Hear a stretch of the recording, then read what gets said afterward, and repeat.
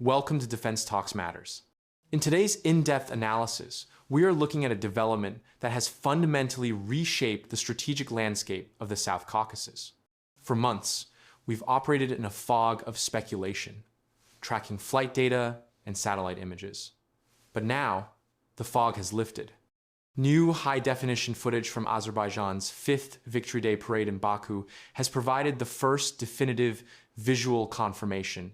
The JF-17 Thunder Block 3, the jewel of Pakistan's aviation industry, is now officially in service with the Azerbaijan Air Force. This moment, this parade, was far more than a celebration. It was a calculated message of a new reality. We saw the flags of the three brothers, Azerbaijan, Turkey, and Pakistan, flying in powerful unison. And for the first time, a marching contingent from the Pakistan Army participated on the ground in Baku. This isn't just symbolism. It signals a new formalized chapter of military interoperability and shared doctrine.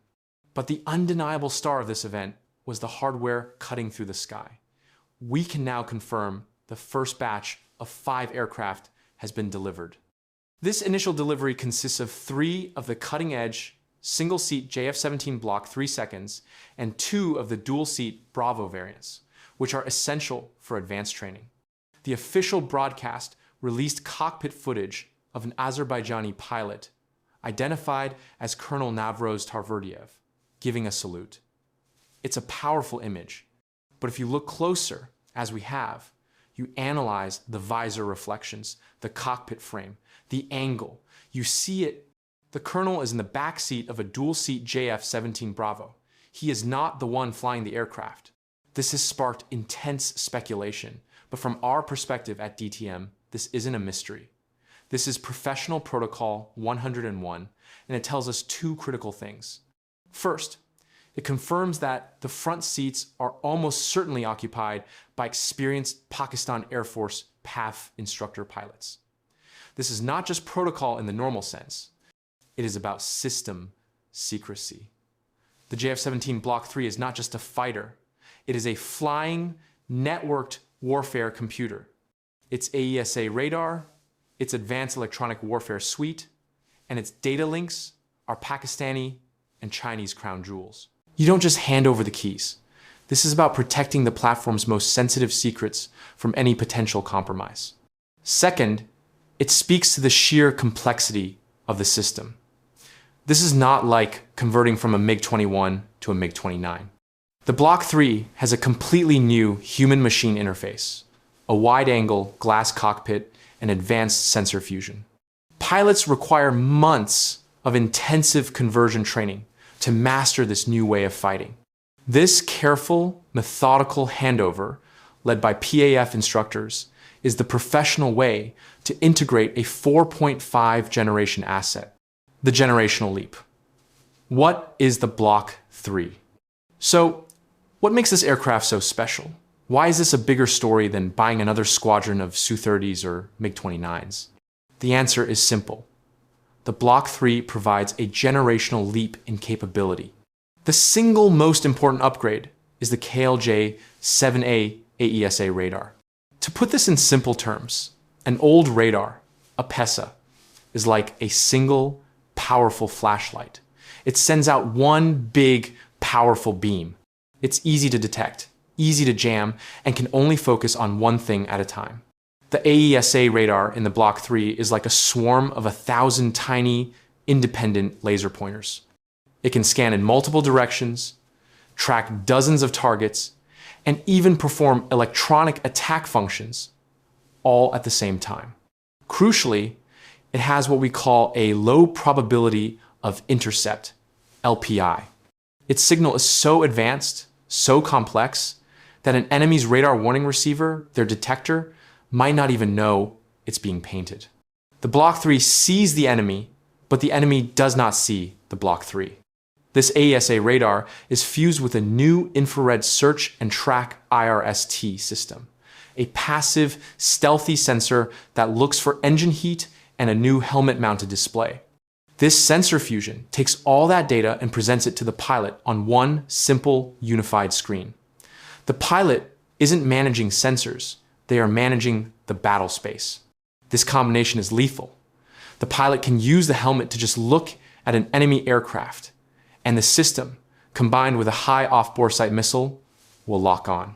This makes it a monster in a close-range dogfight. But its true value, its strategic purpose, is in the long-range fight. This is the core of our analysis today. Why this jet? Why now? To answer this, we must look at the 2020 Nagorno-Karabakh War. That war was not won by tanks or fighters. It was won decisively by drones. The Turkish Bayraktar TB2S and Israeli Harop loitering munitions dominated the battlefield. They systematically hunted and destroyed Armenia's ground-based air defenses, their S-300s, their armor, and their artillery. Armenia's own Air Force, a legacy fleet of MiG-29s and Su-25s, was completely grounded. They were terrified. Since that humiliating defeat, Armenia has had one strategic response. Their one big equalizer. The acquisition of a small but potent fleet of Su-30 SM fighters. This is a capable, heavy, twin-engine fighter. Great range, great payload. But its heart is the N-11M BARS PESA radar. This is late NINT technology. It's that powerful, detectable flashlight. Armenia's entire air power strategy for the next war was simple. Use their Su-30 to fly drone hunting missions. Fly high, use their radar to find the TB2S and shoot them down, neutralizing Azerbaijan's greatest advantage. And this is why the JF-17 Block 3 has been purchased. It is a direct strategic checkmate to that exact plan. Let's be perfectly clear. The Block 3's new job is not to go dogfight. Its job is to be the guardian of the drones. Imagine the next scenario. Azerbaijan's drones are in the air. Armenia scrambles its Su-30 seconds to go hunt them. But high above, deep inside Azerbaijani airspace, a JF-17 Block 3 is on combat air patrol. From 150, maybe 200 kilometers away, its silent AESA radar instantly detects the Su-30 seconds taking off. The Armenian pilot, with his PESA radar, sees nothing. He's blind. The Block 3 pilot, well outside of danger, can then launch his primary BVR missile, the SD-10 PL-12. This is an active radar homing, fire and forget missile. The Su-30 pilot won't know he's been fired on until his RWR screams, when the missile's own small radar goes active in its final terminal phase. By then, it's too late. He is forced to go defensive, dump flares, and desperately try to evade a missile he never saw coming. He is forced to abort his mission. This is the edge. The JF-17 Block 3 denies Armenia the ability to even use its air force. It reestablishes the 2020 reality. Armenia's air force is grounded. Azerbaijan's drone superiority is now permanent and protected. So, to bring this all together, what we are witnessing is not just a hardware sale. It is a fundamental shift in the regional balance of power.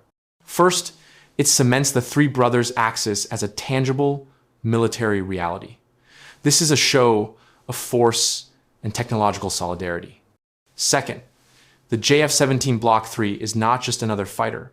It is a strategic enabler. It provides a technological and doctrinal checkmate to Armenia's only viable air power strategy, guaranteeing Azerbaijan's dominance in the drone warfare domain. And third, this is a monumental victory for the Pakistan-China JF-17 program. It has been validated on the world stage, proving that it can strategically defeat one of Russia's most successful and capable export fighters. This is a resounding win for Pakistan's defense industry and its technological prowess.